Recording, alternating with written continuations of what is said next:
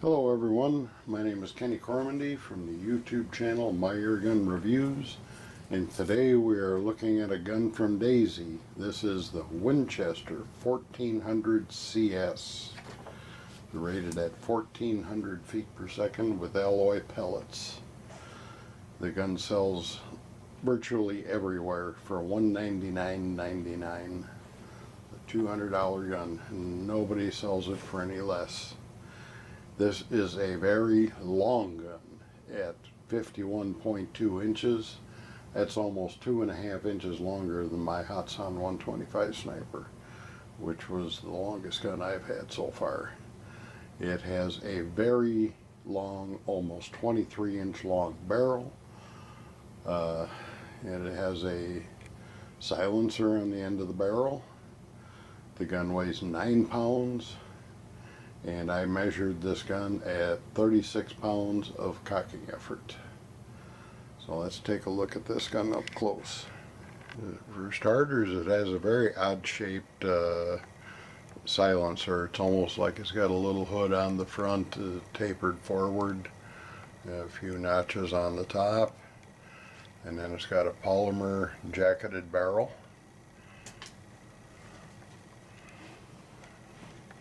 It has a camo stock, and it's a very nice finish on the stock, even over the texturing. And it has a plastic trigger. It's a 2-stage trigger. It is non-adjustable. Whatever you get with this gun, that is what it is. There's no adjustment. It has an automatic safety. The safety goes in when the gun is cocked, and you gotta kind of pull back and down to fire. These are not the scope mounts that come with this gun. It comes with a 3 to 9 by 32 millimeter scope, and the scope works okay at 12 yards. I can get a clear reticle and sight objective at just under 4 power, right about 4 power.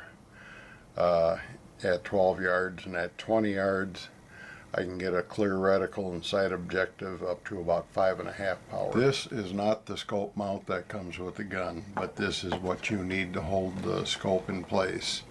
I took this off my Hammer's 3 to 9 by 40 scope. There is a scope stop on the back, but you can see the kind of the dovetails, a rounded top, and the scope rings that come with this gun.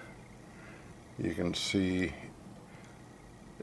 these are for mounting on a flat dovetail rail, not this. There is just no way to get these scope rings tight and keep them tight to hold that scope in place.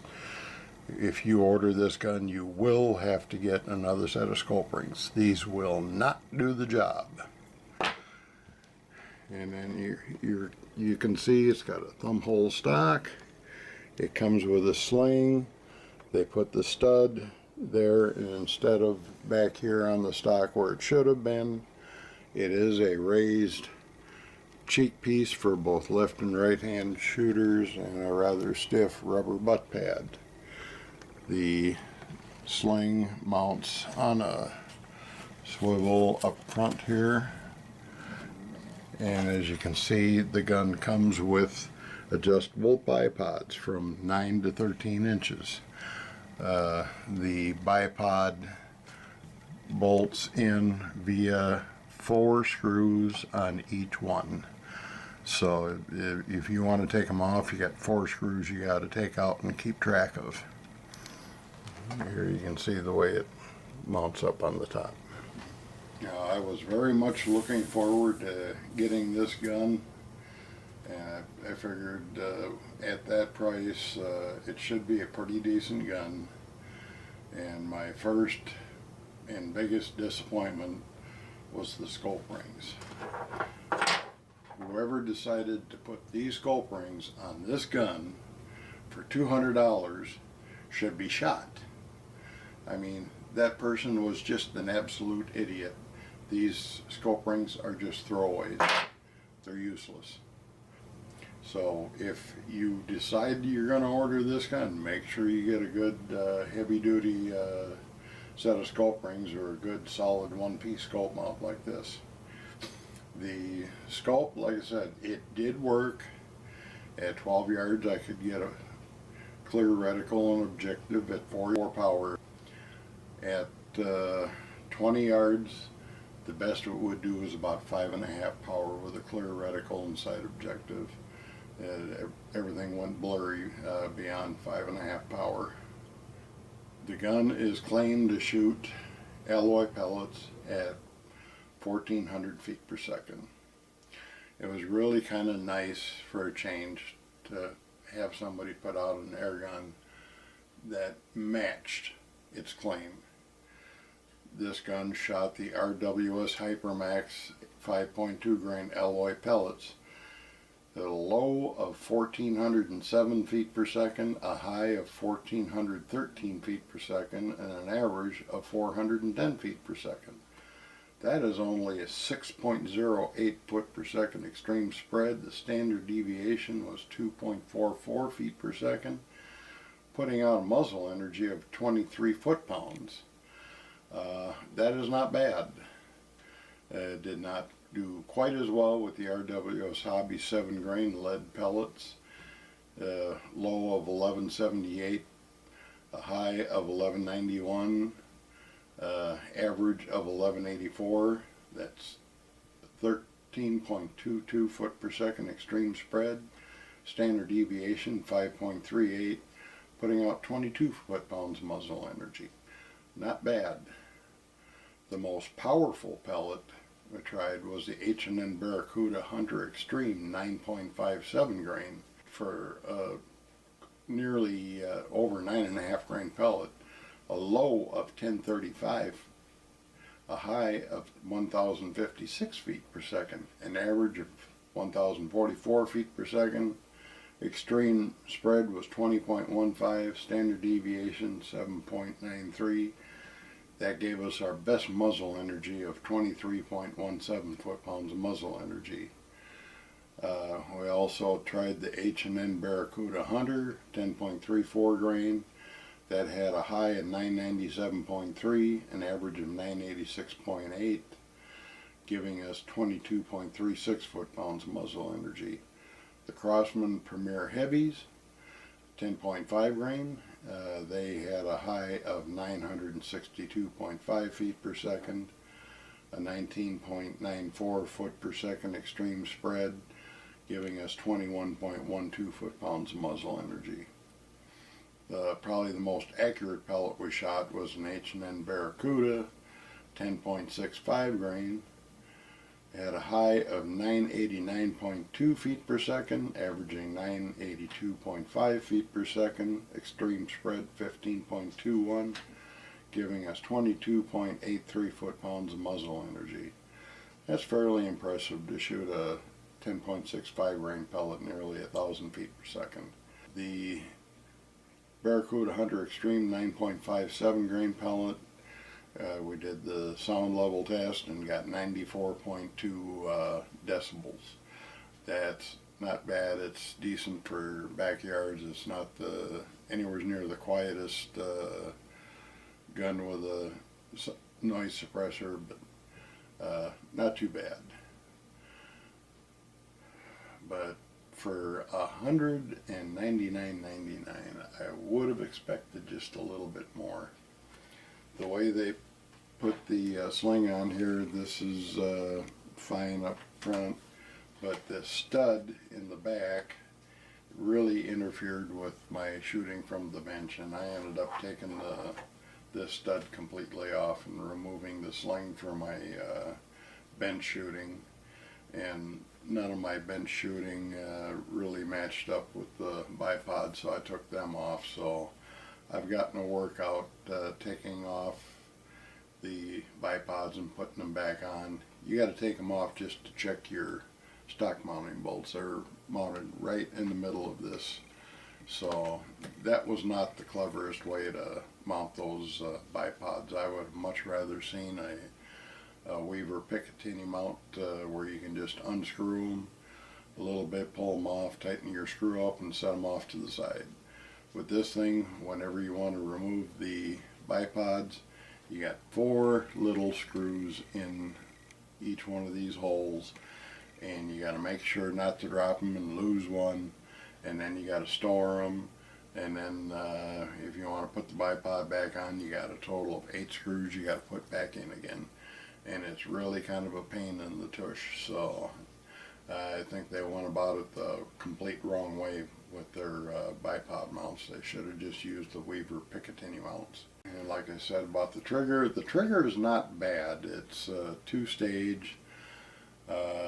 It's just a little bit stiff and not quite as predictable as a lot of other 2-stage triggers. There's no adjustment.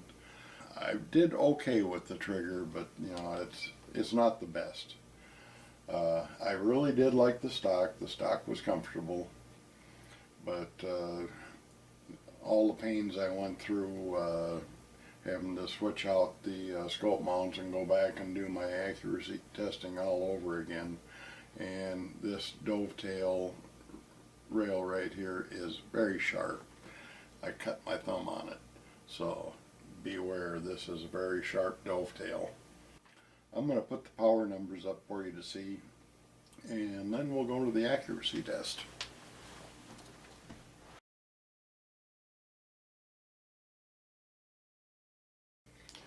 As you can see, the gun did deliver on its performance claims. It didn't do too bad. As far as accuracy goes, on the 12-yard preliminary test, I really found it seemed like a lot of pellets wanted to shoot good, but I was always getting flyers. And when I finally narrowed it down to 4 pellets at the 20-yard test, I was still getting a lot of flyers. And this is kind of a frustrating gun to shoot a whole bunch of times because it is so long. And not only that, but it's kind of difficult to lock the barrel back after you cock it. The latch inside the breech block is just way too stiff, and so many times when you come up to latch it, it just doesn't go. And if you've got the gun pointed upward, a lot of times you'll even lose your pellet, and you got to go back and put another pellet in there. It's best to lower the front of the gun down a little bit and come up when you close the barrel to get it to close. There, I'll show you a little clip of just how long this barrel is and how long this gun is. Now here I just want to give you a little idea of just how long this gun is. So you need long arms to get this gun cocked, and it does not like to come back and latch. You can see my arm is completely extended and I have not reached the end of the barrel. And this is about 36 pounds cocking effort right here. And once the gun is cocked, it does not always want to come up and latch. This latch pin right here has such a stiff spring on it. It really is difficult to push it back to the latch position. So this gun can be trying at times. Okay, and now I found pellets that wanted to shoot accurately, but I kept getting flyers, and I think that has to do with the long barrel. I think the pellet still hasn't left the barrel by the time the piston completely slams forward, and I think the recoil is affecting the gun's accuracy. I really think that Daisy ought to look at shortening this barrel by at least 2, maybe 3 inches. And I think, and also a little bit less pressure on that latch pin, and they might do a lot better. But let's go to the accuracy test, and then we'll wrap it up.